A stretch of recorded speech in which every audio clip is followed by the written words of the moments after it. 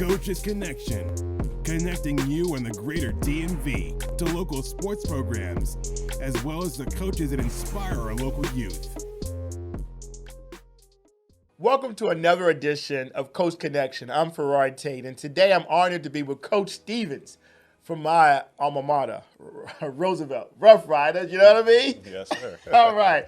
But, not about me, but about you, Coach. You are from D.C., brother. Yes, I am. I mean, that's real, because a lot of times they say when we get our opportunities, we ghost, we gone. But you came home, man. Yes, I did. So tell us about where you started from and now where you are. Okay.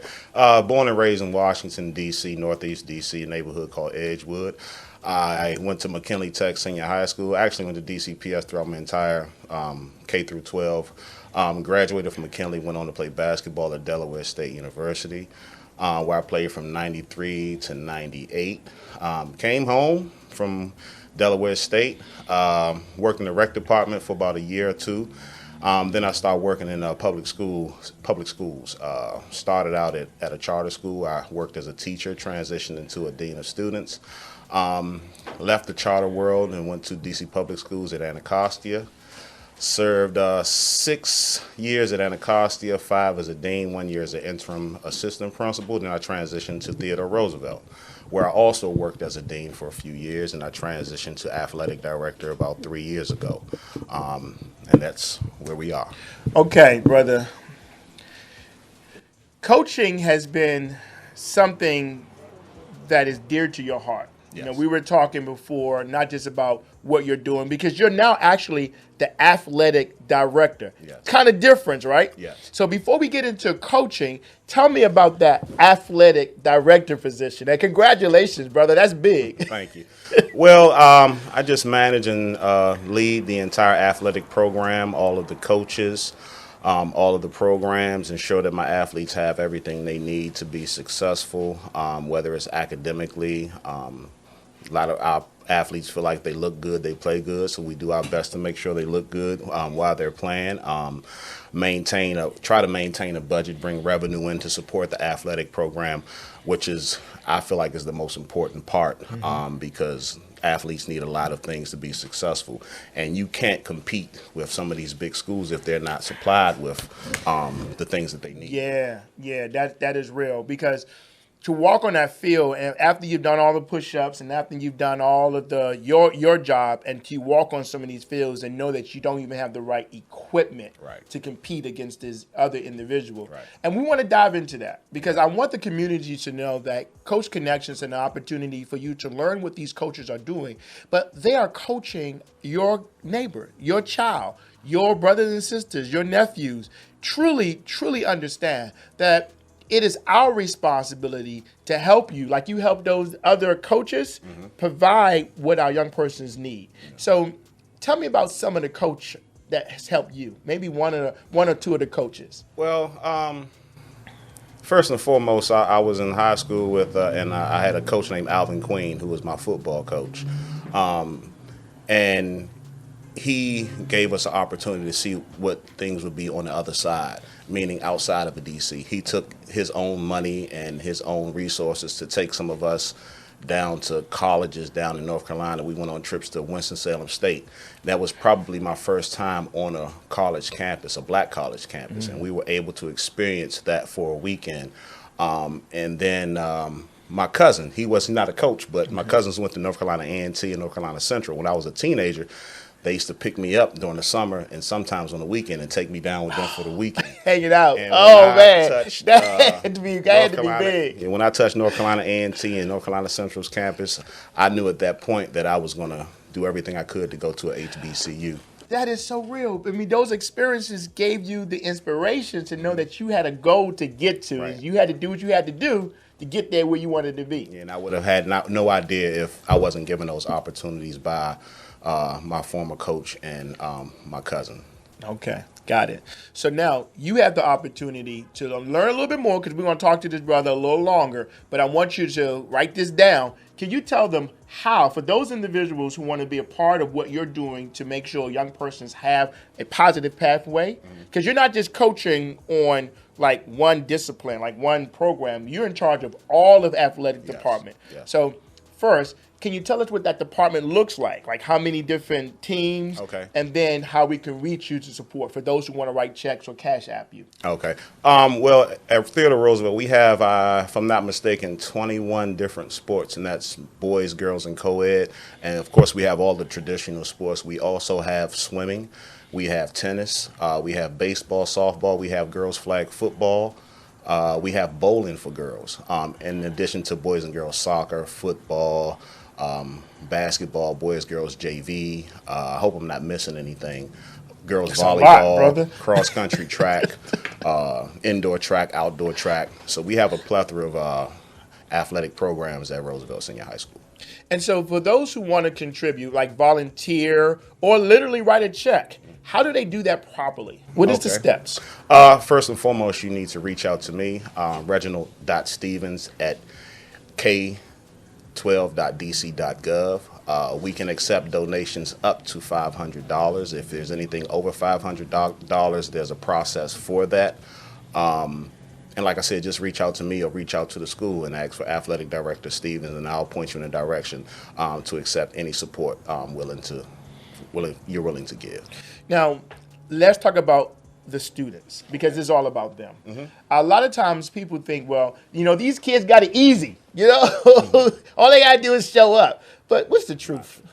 Well, it's so what I think is that a lot of us older individuals have to understand this. It's not the 70s, it's not the 80s, it's not the 90s. We're in 2021, and a lot of people don't understand our students. They have a lot of struggles. They have a lot of things are easily accessible to them, and they're positive things and a lot of negative things.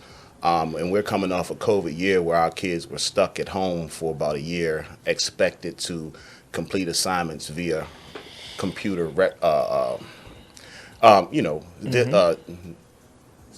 Zoom, whatever you would call it. And a lot of our students wouldn't be successful in those arenas because we think we know what's going on in our students' homes. A lot of our students have numbers of siblings at home, things going on in their home that distract them, so they wouldn't be successful at distance learning. But we understand the climate we're in, so that's something we had to accept. And like I said, my main thing is just to understand that it's not our time, it's their time, and they live in a completely different world. They need understanding, they need opportunities, they need a second chance, a third chance to be successful. And especially in the climate that our city is in right now, I mean, it's just as bad as it was in the early 90s at this point, if not worse. Because every day I pick up my phone, someone's getting shot, someone's getting killed, and most of the victims are teenagers, and most of the perpetrators are teenagers. So they're just coming up in a different world right now, and it's something we have to understand.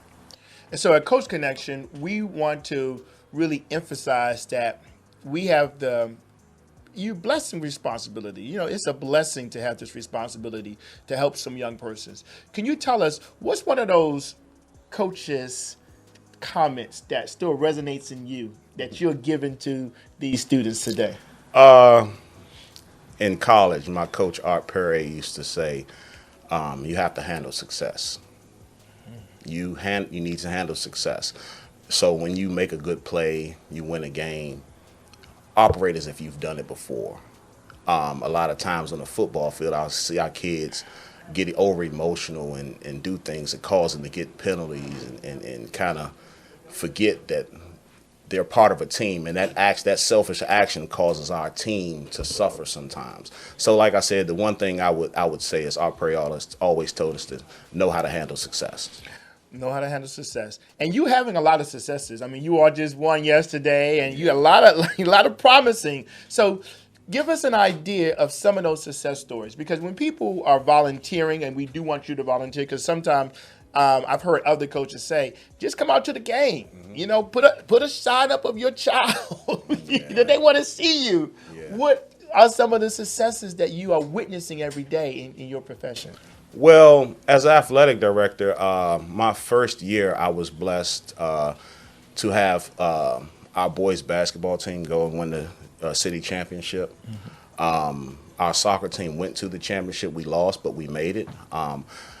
Last season, we had a track athlete by the name of Faja Kelly. She was the DC's Gatorade female Gatorade Player of the Year. Who went on? She's now a freshman at North Carolina A&T, and she won just about every competition she was in. She was, I think, top 10 in the country in a number of track and field events. And just seeing our kids like this year. For instance, our football team, and this is not about winning or losing. Okay, all right. I pulled all of their progress reports yesterday, and as I'm flipping through the progress reports, all I see is A's and B's. I don't think I've seen one progress report that was kind of suspect. For those who don't know, what is a progress report? Progress report is like your mid quarter grade assessment. It tells you gives a kid an idea of what grade they have. Halfway through that quarter, so they can see exactly what they need to work on, what grades they need to improve, and what grades they need to maintain. Now, we live in a city where we have a very high, I'm not going to quote it, but a very high dropout rate. Yes. And you've seen that. How does the athletic departments, how does that help change that number? Now, what are you all doing to make that difference? Well, we just giving them opportunities to be a chance to be a part of something. When students have a chance to be a part of something and stay away from the negativity, they take that opportunity. We have a number of kids that are on our football team, on our athletic teams that, if it wasn't for athletics, they would probably be out in the streets doing a lot of things they shouldn't be doing.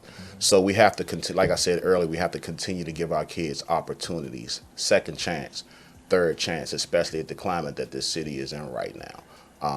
And it's to a point where, they always say it's a privilege for an athlete to be on a basketball team, be on a football team, be on a soccer team. But I've kind of changed that position because we're privileged to have them do something positive and be on these teams. So I commend all my athletes and thank them for being part of our teams and giving us an opportunity to coach them, to mold them, and to do everything we can to try to make them successful.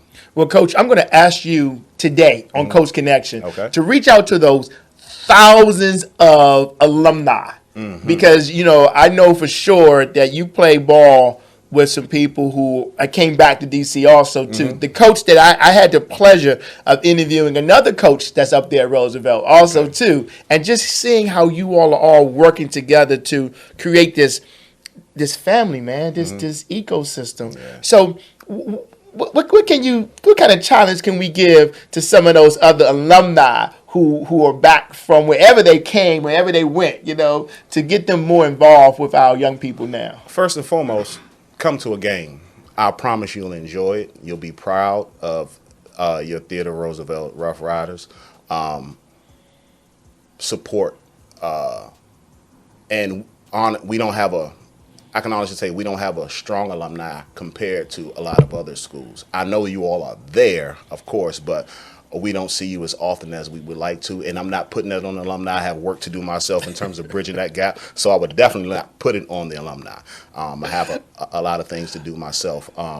But we just need your support. Even if it's one game a year, you have to understand if we have a football game and we have 100 alumni come to a game at $5 a piece, that's money going to the athletic program.